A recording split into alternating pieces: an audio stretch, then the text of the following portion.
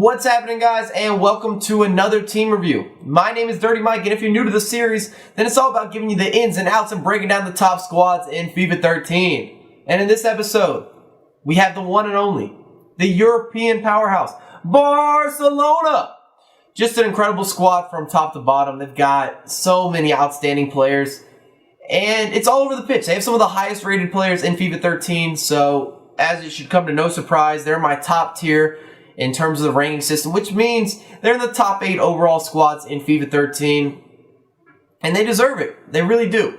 They've got just a great mix of players, and the first formation we're going to be talking about is that 4-3-3. Their default formation, which means that it's an attacking 4-3-3, which is definitely the correct way to use Barcelona because they don't have defensive midfielders, or I don't think you should be using them. They have so many talented attacking players. And up front, you got to use Messi as your center forward or your striker, and then accompany him with Sanchez and Pedro, and it works out as a great three-way attack. A lot of speed, a lot of skill. Pedro has 5-star weak foot, which is a great characteristic. It's a nice trait to have. And in the midfield, Xavi, Iniesta, Fabregas, automatic 3. You're always going to play those guys. They are facilitating monsters. Every pass, every touch is always perfect. It's on point. And as for tactics, I know a lot of you guys want to know. I'm not using anything counterattacking with Barcelona. However, because they have terrible defensive players outside of, I guess, Mascherano and Song, even Alves and Alba are both really fast, but I don't think I'd put either of them as tacklers of the century. That's not what they do better than other people, but they're so quick. What you need to do is play high pressure and a high back line. You want to force your opponent into making error passes because you're not going to crunch. You're not going to make too many crunching tackles. It's just not going to happen. Your midfield is not defensive minded. Your attackers are not defensive minded. So you want to intercept passes, and that's a great way to start off your attack. And you want to play ping-pong passing. The quicker the tempo, the better for Barcelona. The second formation that I'm using is the 4-2-3-1. Very common formation. I wouldn't recommend playing one striker with Barcelona in very many formations. It just doesn't work that well. This is an exception.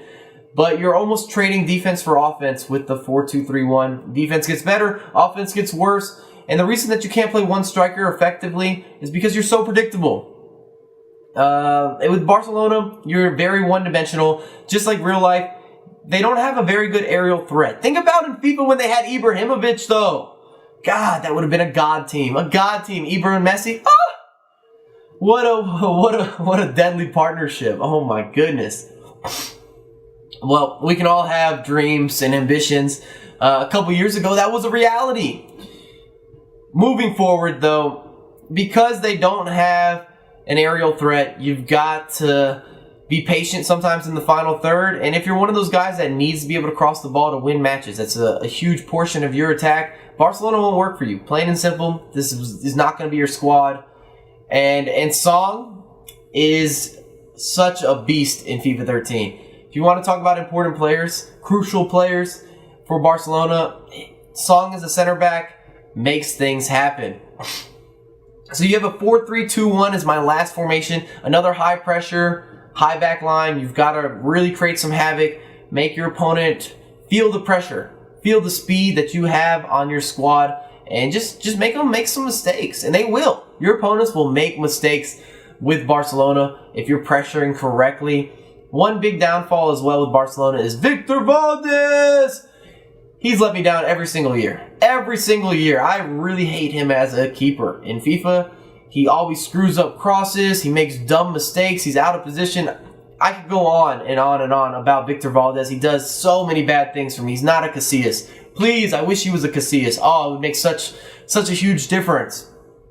So I scored 25 goals. I only conceded 7. I went 8-1-1 with Barcelona. I really hate losing 5-star squads, but in this case, it was a little bit Valdez's fault. But when you're matched up against Madrid, Ronaldo can do some crazy stuff, and it leaves you sometimes on the outside looking in. I had 13 goals with Messi, and then the rest of the squad kind of had a collected effort. A few guys had 3 or 4 goals, I think, to go ahead and help Messi out with the goal-scoring role.